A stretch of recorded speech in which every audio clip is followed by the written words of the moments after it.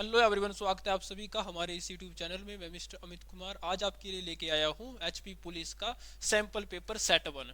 ये set one आपका आपके लिए बहुत ही इंपॉर्टेंट रहने वाला है न्यू पैटर्न के हिसाब से। तो चलिए डिस्कस करते हैं आज के इस सैंपल पेपर सेट वन के पहले क्वेश्चन से। तो पहला क्वेश्चन आपका ये रहा।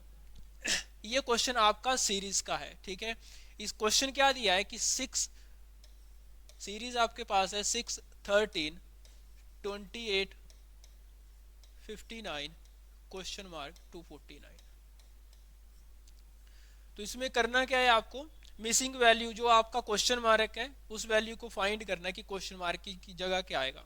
देखो 6 × 2 +1 करेंगे तो 13 आ रहा है। उसी तरह 13 × 2 करेंगे तो 28 आएगा। सेम लॉजिक आगे लगेगा। ये 22 × 2 करेंगे 28 × 2 +3। नेक्स्ट आएगा आपका ×2 +4, तो आपके पास आएगा 122 122।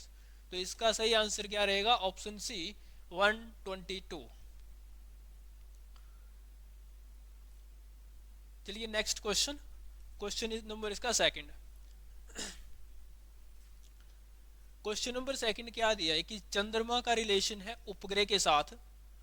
चंद्रमा का रिलेशन है उपग्रह के साथ। आपको पृथ्वी का रिलेशन बताना है, पृथ्वी का रिलेशन किसके साथ होगा। देखो पृथ्वी का रिलेशन सूर्य के साथ तो है नहीं, तो ये भी नहीं होगा आपका। ना ही तो सौर मंडल के साथ है, ना ही गोल के साथ है। पृथ्वी जिस हिसाब से चंद्रमा एक उपग्रह यानी कि सैटेलाइट है, तो उसी तरह से पृथ्वी की आ जाएगी, एक ग्रह आ जाएगी। यानी कि ऑप्शन बी इस क्वेश्चन का बिल्कुल सही आंसर रहेगा। फिर चलिए नेक्स्ट क्वेश्चन। ये क्वेश्चन आपका ब्लड रिलेशन का रहेगा। क्वेश्चन क्या दिया है कि यदि बी की माता ए है, बी की माता ए है, ठीक है। आगे बोल रहा है सी ए का बेटा है, ई का भाई डी है, बी की बेटी ई है, तो डी की दादी कौन है ये बताना है क्वेश्चन में। डी की दादी बतानी है कौन है। चलिए देखते हैं। अब बी की माता ए है, बी की माता ए है, सी ए का बेटा है। अब सी जो है वो इस ए का बेटा है, ये बोल रहा है क्वेश्चन में।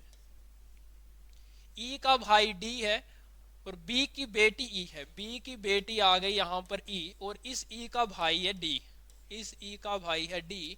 आगे बोल रहा है कि ई की दादी कौन है, तो ई की दादी आ जाएगी ए, ई की दादी आ जाएगी यहां से ए। तो इसका मतलब इस क्वेश्चन का सही आंसर हो जाएगा आपका ऑप्शन ए। ऑप्शन ए इस क्वेश्चन का बिल्कुल सही आंसर रहेगा।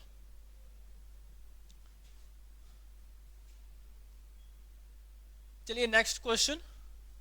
ऑर्डर एंड रैंकिंग पर डिपेंड करेगा ये क्वेश्चन। ऑर्डर एंड रैंकिंग का क्वेश्चन है ये, सभी लोगों ने ट्राई करना है जल्दी से। 30 छात्रों की कक्षा में महेश बाएं सिरे से 14वें क्रम पर तथा रमेश दाएं सिरे से 20वें क्रम पर है। महेश रमेश और महेश के बीच में कितने छात्र हैं ये बताना है क्वेश्चन में।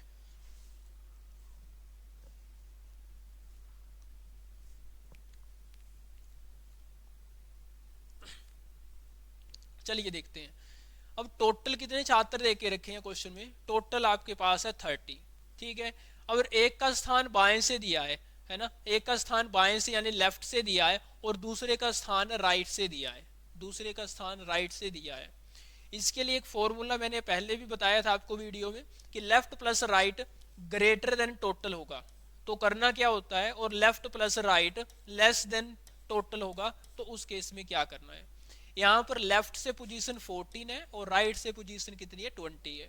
जब इन दोनों को प्लस करेंगे हम, ठीक है, 20 प्लस 14 करेंगे तो आपके पास आएगा 34, और 34 क्या है, ग्रेटर देन टोटल है। टोटल कितने थे, 30 है, ठीक है।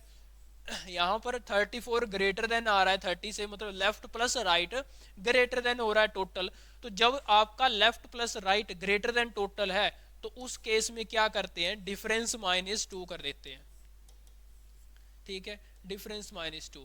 तो यहां पर करना क्या है आपको, डिफरेंस कितने का है, 4 -2 करेंगे तो आपके पास 2 आ जाएगा इसका आंसर, ठीक है। इसका आंसर कितना आ जाएगा, यहां से 2 आ जाएगा। इसका मतलब ऑप्शन सी जो है वो बिल्कुल सही रहेगा इस क्वेश्चन का।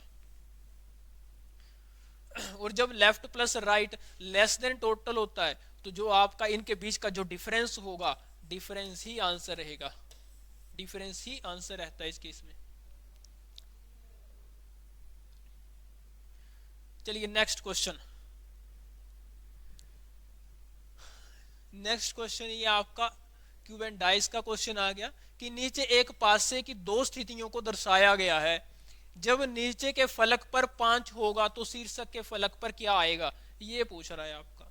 जब भी आपको इस टाइप का क्वेश्चन आएगा, देखो यहाँ पर सबसे पहले कॉमन देख लेना है। कॉमन यहाँ भी 3 है और यहाँ भी आपका 3 है, तो आपने यहाँ से क्लॉकवाइज घूमना होता है। यहाँ से क्या करना है, क्लॉकवाइज घूम लेना है आपने। यहाँ 3 के बाद 2 आ रहा है, फिर 1 आएगा, और यहाँ से स्टार्ट किया तो 3 5 एंड 4 आएगा। आपको पूछा क्या इसने क्वेश्चन में, देखो जरा, कि जब नीचे के फलक पर 5 है, नीचे के फलक पर 5 है तो शीर्षक के फलक पर क्या होगा। देखो नीचे के फलक पर 5 है और शीर्षक के फलक पर 2 आएगा, यानी कि ऑप्शन ए इस क्वेश्चन का बिल्कुल सही हो जाएगा। इस क्वेश्चन का सही आंसर रहेगा आपका ऑप्शन ए 2।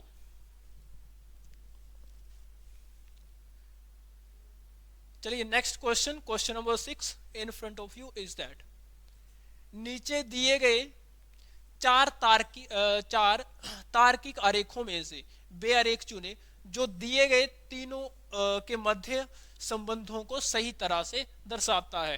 दादा कोमा भाई कोमा पति, कौन सा सही रहेगा विकल्प। 4 ऑप्शन मतलब जो भी आपके सामने दिए हैं, जल्दी से बताना है सभी लोगों ने कमेंट बॉक्स में कमेंट करके किसका सही आंसर क्या है। चलिए देखते हैं। अब देखो कुछ दादा ऐसे हैं जो भाई भी हो सकते हैं और पति भी हो सकते हैं, तो इसका मतलब इसका सही आंसर क्या आएगा, ऑप्शन सी आएगा। यहां से ऑप्शन सी इस क्वेश्चन का बिल्कुल सही आंसर रहेगा।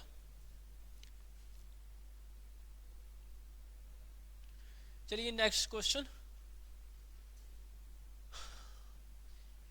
निम्नलिखित प्रश्नों में कथन में दिए गए विभिन्न तत्वों के मध्य कुछ संबंध दिए गए हैं।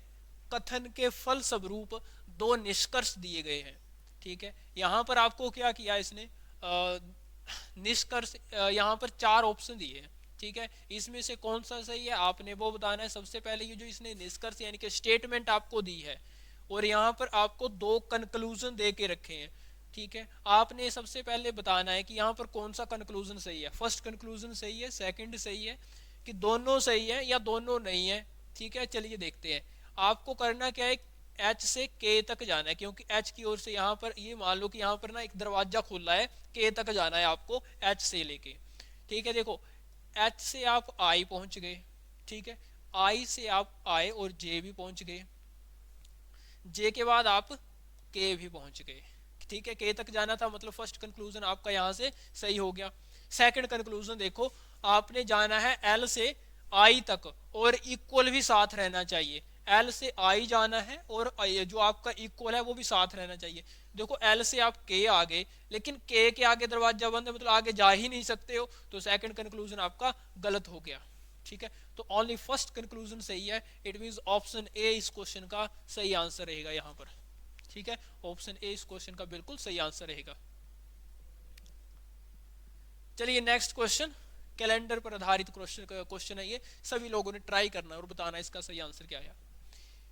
क्वेश्चन क्या है कि 1 जनवरी 2006, 1 जनवरी 2006 को रविवार था, तो 1 जनवरी 2010 को कौन सा दिन होगा। चलिए देखते हैं। 1 जनवरी 2006 को रविवार दे के रखा है, तो आपको 1 जनवरी 2010 को बताना है कौन सा दिन था। ठीक है, सबसे पहले एक चीज तो क्लियर है ना, यहाँ पर डेट ही सेम दी है इसने। ठीक है, अब यहाँ देख लो कितने साल का गैप आ रहा है, आप बोलोगे 4 साल का गैप है। ठीक है, और इन 4 सालों में लीप ईयर कितने हैं, लीप ईयर सिर्फ एक लीप ईयर है ना, लीप ईयर एक है, तो टोटल यहाँ से 5 आ रहा है। ठीक है, तो रविवार से 5 दिन बाद कौन सा दिन आएगा,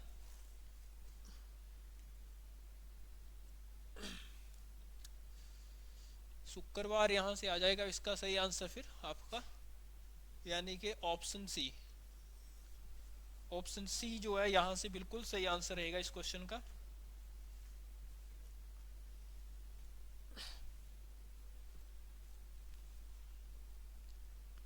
चलिए नेक्स्ट क्वेश्चन, क्वेश्चन नंबर 9।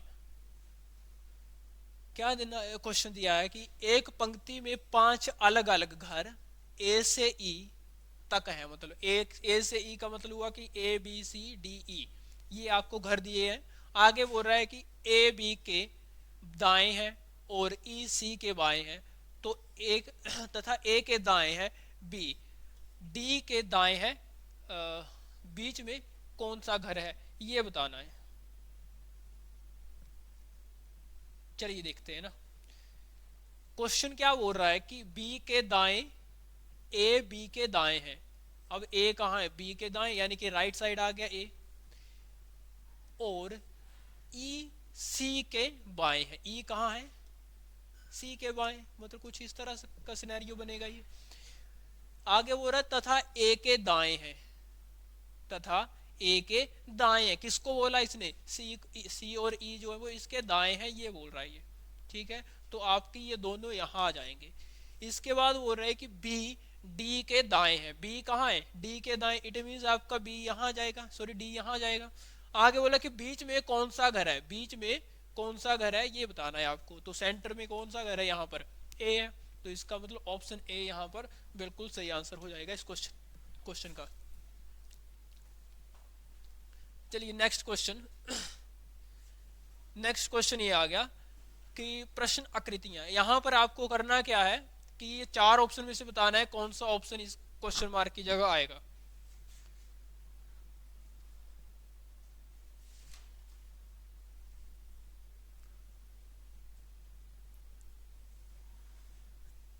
चलिए देखते हैं। अगर आप यहाँ पर जो आपकी ये आकृति फर्स्ट बनी है, सेकंड बनी है और ये थर्ड जो बनी है, इसमें देख पा रहे हो तो ये तीनों क्या है, डिफरेंट डिफरेंट कॉलम में है, डिफरेंट डिफरेंट रोज में है। ठीक है, different different column, different different row में है।